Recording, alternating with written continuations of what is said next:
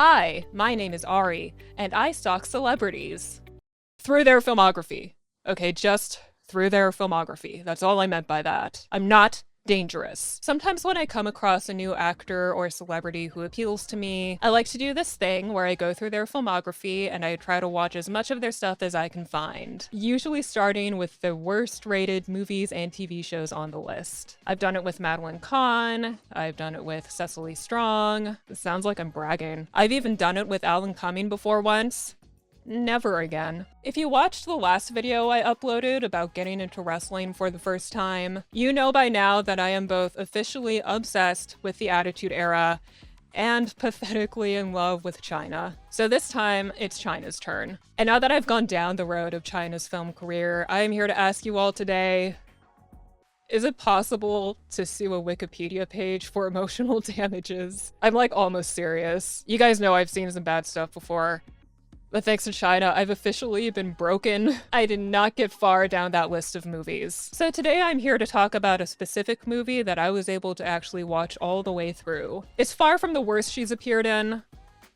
It's still pretty bad. On top of that, it is such a perfect example of where low-budget comedy films were at in 2007. Spoiler alert, Chyna isn't even in this movie that much, but unfortunately, the movie went and triggered my severe allergic reaction to bad male comedy screenwriters. So now I have no choice but to make an entire video about it. Let's just get started. This movie is called Cougar Club, and it is a multi-layered, raunchy nightmare. Our protagonist for today's story is Spencer. Right now, he's running around at his college graduation trying to find his best friend, Hogan. And he finds Hogan making out with one of his much older professors, as you do. Already, we know everything there is to know about Hogan. He likes old ladies. A lot. This professor's played by Carrie Fisher, by the way. Which I can't actually disrespect that much. I'd never say no to Carrie Fisher, would you? But anyway, Spencer cockblocks Hogan for his own good and drags him over to the graduation ceremony where they're supposed to be. And this is where we meet Spencer's girlfriend, Amanda. She gives Spencer this little together forever necklace thing. She makes these noises.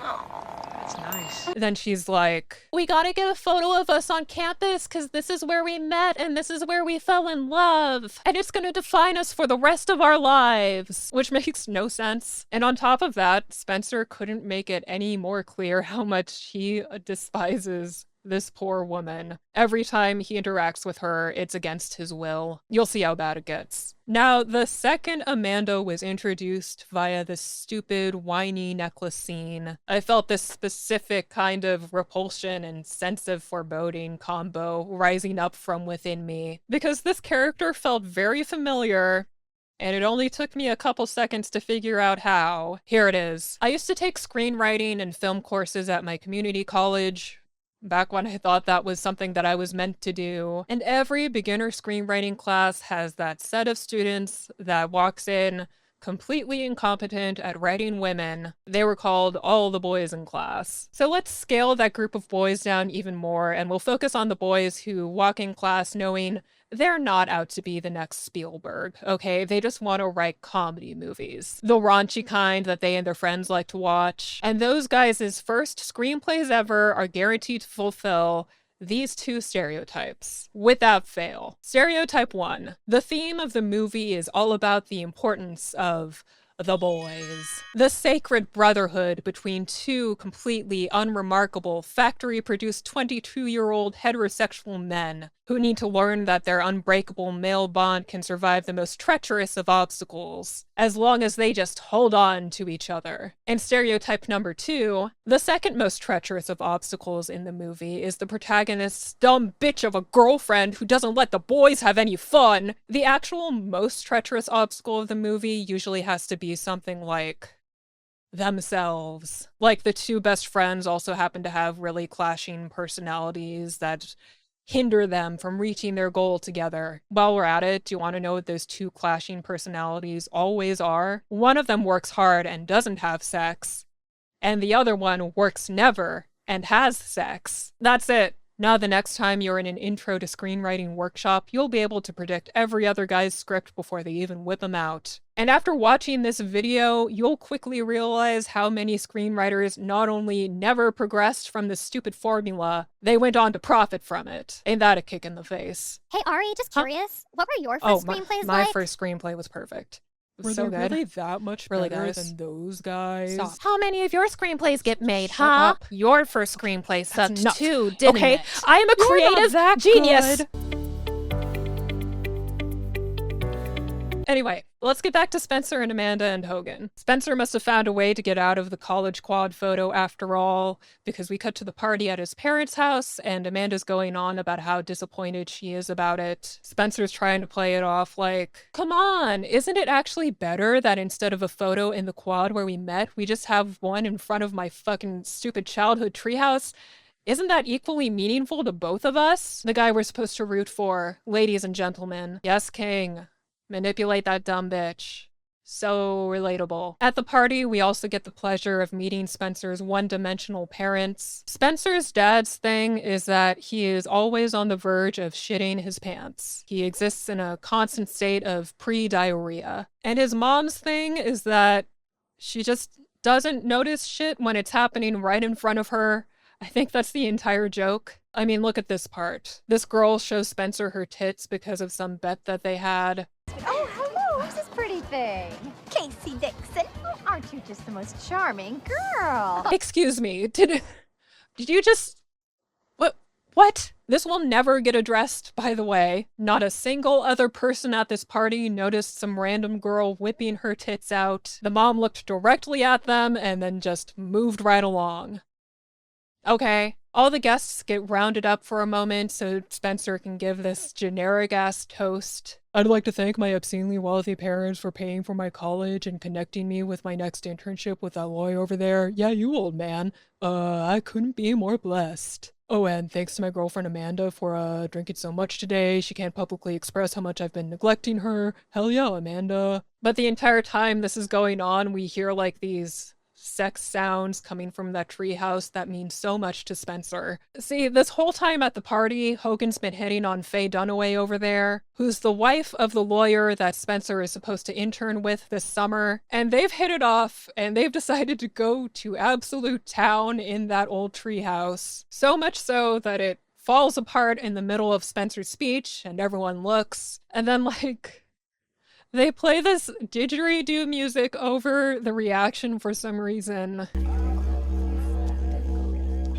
I can't get over that. Needless to say, party's over. Spencer's been unceremoniously relieved of his internship. Dad's so pissed he's strangling Hogan, nearly shitting himself all the while, as per usual. He says he'll reach out to a local divorce lawyer he knows as a last-ditch effort to get Spencer a summer internship before it's too late. And Dad agrees to get Hogan an internship with this divorce lawyer as well, at the pressuring of Spencer and the mom. And I truly don't understand that at all. Like, he doesn't have to do anything for Hogan, considering this is his fault. The dude had public, adulterous sex in the middle of a party at his house. But fuck it, we're locked in. The next day, Hogan and Spencer go into their first day at their internship at the Stack, Conrad, and Archibald Law Office. Because that's just what needs to happen in the script right now. We get a glimpse at the boys' new bosses, 3 in total. Now, what do we think these 3 professional lawyers get up to in the average workday? If my male comedy screenwriter's first screenplay senses serve me correctly, which they do, I'll probably have to guess that it involves Mr. Stack polishing a gun while getting a blowjob from some nameless whore, Mr. Conrad waxing his hairy ass for no reason, and Mr. Archibald practicing his golf swing while on hella drugs. Wow.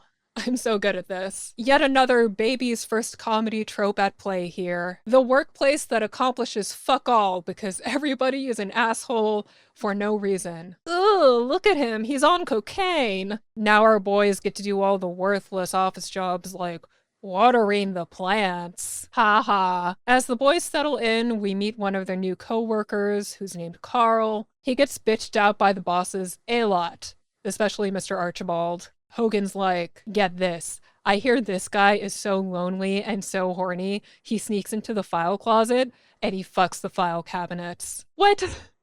Who told you this? How do you even do that to a file cabinet? Wait a second. This guy looks kind of familiar, doesn't he? I know I've seen him before, but from where? Oh well, guess he'll just have to reveal himself with time. Ooh, maybe he'll be in the worst scene of the movie. Anyway, Carl gets chewed out by Mr. Archibald over some numbers. They don't say what kind. Carl leaps into Spencer's arms for some comfort. And that's when this one cougar-aged pretty woman comes strolling into the building. And Spencer falls for her instantly. Just like that. Seriously, he gets an instant boner and accidentally harasses Carl with it. After that, all the lawyers get together and decide to send the boys out on a couple of sketchy missions. First, they have to go to a golf club and wreck some dude's car so he doesn't make it to an important hearing. I guess he's also got the can't notice shit disease that Spencer's mom has for some reason, because he can't hear Hogan screeching those tires all over the parking lot. And then the boys have to deliver some papers to Mr. Stack's wife. Now, Mr. Stack thinks that his wife is currently at a bake sale. Let's see if he's right about that. Come in. This one, my little darlings, is called the fire alarm. I don't think this is a bake sale. For one thing, Chyna answers the door, and I doubt she's here to sell me cookies. But at least she's finally in the movie. It's the only reason I'm watching it in the first place. Her character's named Teddy Archibald, so she is the wife of the boss who does a lot of cocaine and hates Carl. And Teddy starts hitting on these boys instantly, just eye-fucking them the second they're in eyesight, and being outrageously inappropriate overall. Oh, you're my husband's employee? Come on in and let me tell you what all these vibrators are for. Now that we finally met Chyna in this movie, you're probably wondering, what is her character about? And I got some bad news. From here on out, nearly every woman over the age of 30 in this movie is the exact same freaky, desperate, horny, unfaithful housewife. See, it turns out the entire thesis of this movie is that if you're a college-age man, you should try to get with cougars instead of women your own age. Because younger women expect all that stupid fairy tale woman stuff, like commitment and honesty and emotional availability and eventually marriage. Ugh. But cougars only care about getting you inside of them. They're sexually insatiable, and their standards are lower than my opinion on Gentile bagel witches. I mean, just look at how Chyna's acting in this scene. She's looking all around for anything to bone. Like, ooh, can we fuck? Can you have sex? Oh, what's that? Can I fuck that? That's all that's going on in Teddy's brain. Hogan starts loudly checking out all the women at this vibrator party. God, look at the variety. Rolls Royce, very hard to nose. Oh my God, my personal favorite. Silver Fox. Hogan, you realize there's someone standing like 5 inches away from you, don't you? Or can Teddy not hear anything either? I swear to God, after Spencer's mom and the guy at the golf club and now this, everyone in this movie is either deaf or blind or both, which is very inclusive, but still, it's really hard to accept at face value. Anyway, it turns out that Faye Dunaway is the one who's brought all the girls together today, because after she had sex with Hogan, she's had a sexual awakening. Now she remembers what sex is supposed to be like, and she wants more, more, more. And her new life mission is for all her friends to learn what she learned from Hogan. Because nothing's gonna teach some 60-year-old woman with a lifetime's worth of experience what sex is supposed to be like some 22-year-old fuckboy. Those guys are famously good lovers. Just ask any relationship subreddit. Faye goes up to Hogan like, I have an idea. My friends and I like to sleep with younger men, and you like to sleep with older women. Wouldn't all of your young friends want to get in on this? Maybe we can work something out here. Planting ideas in Hogan's brain. Then the boys finally run into Mr. Stack's wife, whose name is Daniela. And whoa, look, it's that woman who gave Spencer a boner back at work and made Carl think he was gay for him. Spencer re-boners right then and there, of course. And Hogan has to help walk him through to the end of that conversation and hand over the papers. It's so awkward.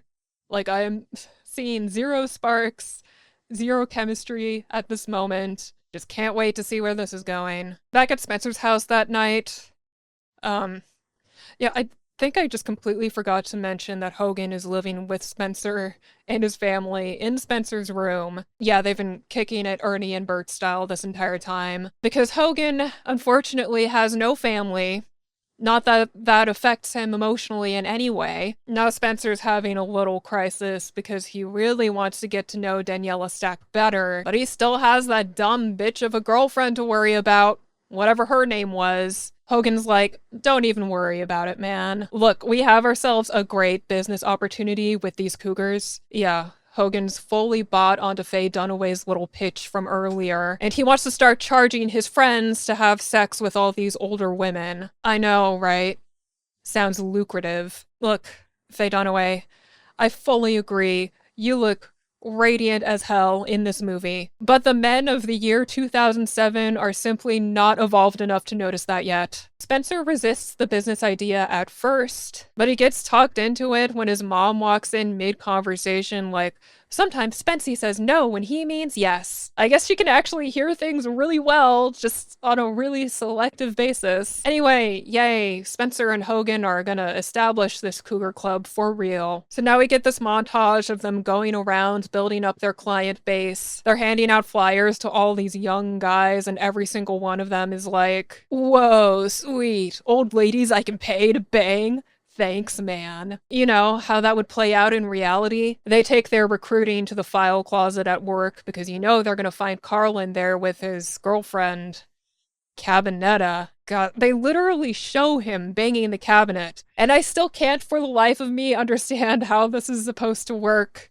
or be appealing in desperate times. Carl doesn't even know what a cougar is, but given his situation, how could he say no? At work the next day, Spencer gets called into Mr. Stack's office so Stack can mock him to his face a little more, just for fun. But then Daniela storms in to confront Stack over some divorce-related stuff. And when she's done, Spencer follows her to the parking garage. He's like, sorry things are going so rough for you lately. You can totally come stay with me and my man-baby best friend in our shared bedroom anytime. And Daniela's like, look, I am not looking to date anybody right now, and I'm staying with a friend already, so go ahead and leave me alone. And she leaves. Later, Spencer leaves work with Carl and Hogan, and they're devising their plan for the inaugural cougar party. Hogan's determined that Spencer should try to hook up with Daniela, considering he wants to anyway. Then Hogan will hook up with Mr. Conrad's wife, and Carl's gonna shoot his shot with Teddy to get back at Mr. Archibald. Just because their bosses are assholes, they're gonna try to sleep with their wives for revenge. Charming protagonists, these guys, wouldn't you say? But the discussion is suddenly cut short when Amanda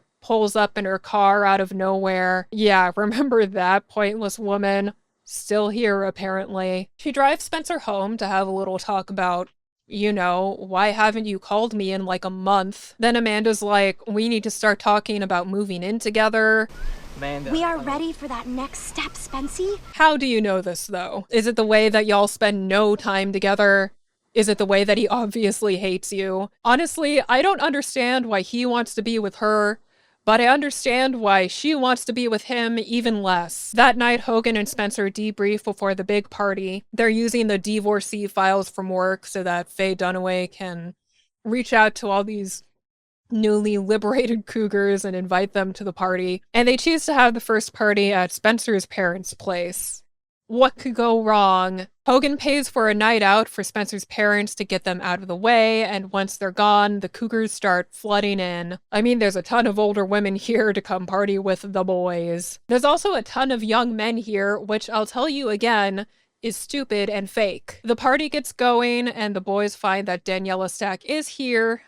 She's arrived here with Mr. Conrad's wife. Her name is Cindy. Also, Teddy's here, so Carl gets connected to her real quick, and she drags him off like a cave woman. Cindy decides she's down to fool around with Hogan, so they go right upstairs, which leaves Spencer alone with Daniela. Perfect. I was hoping for another round of awkward, unreciprocated flirting. Spencer's saying things like, Daniela, you know you're too smart and nice to be with a guy like Mr. Stack. Even though he couldn't possibly know how nice and smart she is, she tries to tell him again that she's not interested. This isn't her scene. She's not about to start going out with a kid who wasn't even born before disco. But he forces himself on her, so she changes her mind. I mean, how can you argue with that? So Hogan's upstairs right now trying to make sex work with Cindy. It's not going well. She's a freak just like Teddy, so of course she's acting really cringy and injuring him. We go catch up with Teddy and Carl in the living room, I think. This is like watching a bear mauling.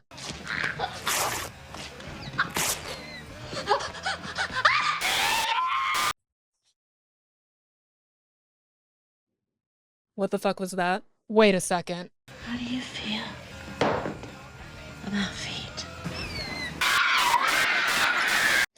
Oh my god! LEWBERT! That's fucking LEWBERT, guys! It's iCarly LEWBERT! No! Oh my god, get this image off my eyes immediately! Please, let's see what Daniela and Spencer are doing. Okay, he took her upstairs into his cringy doofus bedroom and she's still strong enough to have sex with him. Fine. How's it going with Hogan and Cindy? Still not good. He's pretending he's with Faye Dunaway. Can't we just watch this for a minute, though? Because it's stupid, but I'd really rather not. Oh, no, no, no. Now we're in the kitchen and...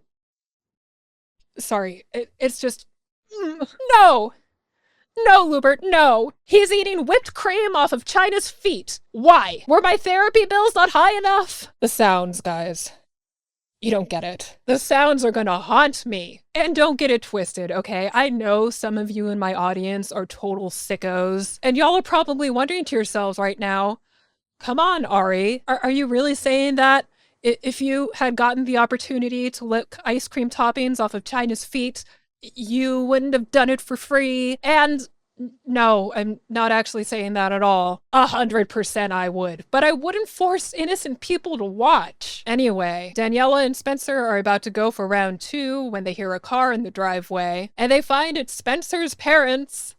And they brought Mr. Stack with them. This is kind of a disaster given the whole massive cougar rager going on in the backyard. So Spencer has to clear as many cougars as he can out of the house before any real adults enter. And that whole blind and deaf thing gets turned up to the power of 5,000. The music outside is so loud. There are crazed people having sex against windows and under every table, in the refrigerator, and these parents notice none of it. And Spencer would have 1,000% gotten away with the whole thing if only his dumb girlfriend Amanda hadn't shown up and ruined the boys' fun. Ugh, it's just like her to do that. She comes in asking Spencer why he stood her up. Apparently they had this entire romantic horseback riding date thing planned, which he obviously didn't care about. Then Amanda's like, why are you partying with a bunch of 50-year-old women? And suddenly everyone's all, huh? Party? Daniela gets caught coming downstairs by everybody. Spencer runs after her while Amanda's trying to get answers from him. For some reason, Spencer says to Daniela, "You're not over him yet, are you?" Like, what? Where'd you pull that conclusion from? Your ass? You're the one who's cheating. That's the problem here, Spencer. Anyway, yeah, the party's over.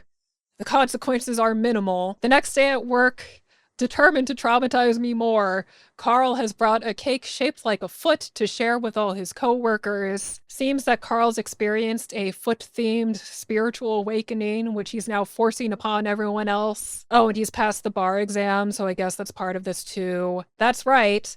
Cougar Club helped Carl pass the bar. You heard it here, folks. That's the power of Chyna's feet. Anyway, Mr. Conrad gets into Hogan's bag and he finds the divorcee files. Stack sends Spencer and Hogan to this guy's place to take some incriminating photos. I don't know why, it's just bullshit. But while they're gone, Conrad shows Stack the divorcee files and he's like, I think our wives are involved in this. So now they want to get revenge.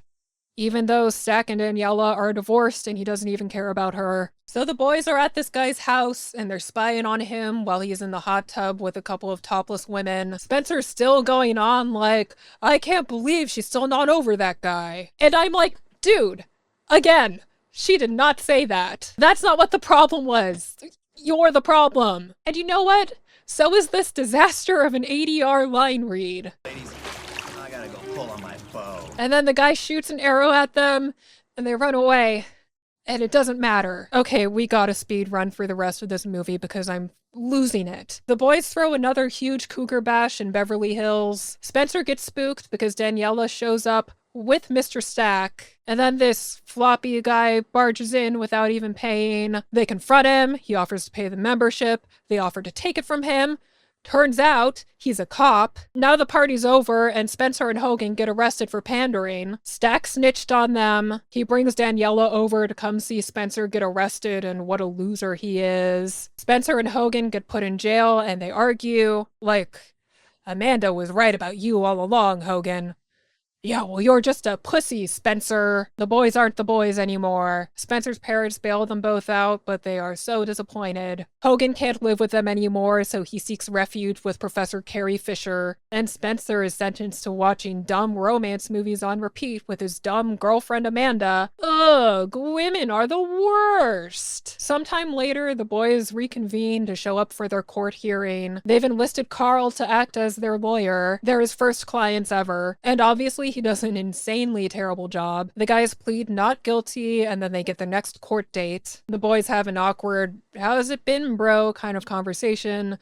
And in that, it's revealed that Amanda and Spencer are officially moving in together. And I guess Hogan has since moved from Carrie Fisher's place to Carl's place because he goes there next. I love how there's all this wrestling stuff on the walls, by the way. That's legitimately kind of a nice touch. Carl reveals that he overheard the bosses raging about the boys back in the office, and Mr. Conrad expressed a desire to blow up Hogan's car with a bomb, if only he knew if Hogan had a car, which gives Hogan the idea to attempt to lure the bosses into actually trying to blow up his car so that they can get arrested for, like, terrorism charges. So he talks Carl into helping him. So Carl gives the bosses a tip that Hogan does have a car. Carl and Hogan stake out at Carrie Fisher's place and watch these lackeys come by and try to blow up the car, and then they get arrested, and then so do the bosses. Then Hogan goes to Spencer and Amanda's place to pass on the news and try to make up. When he gets there, Amanda's in the process of wedding planning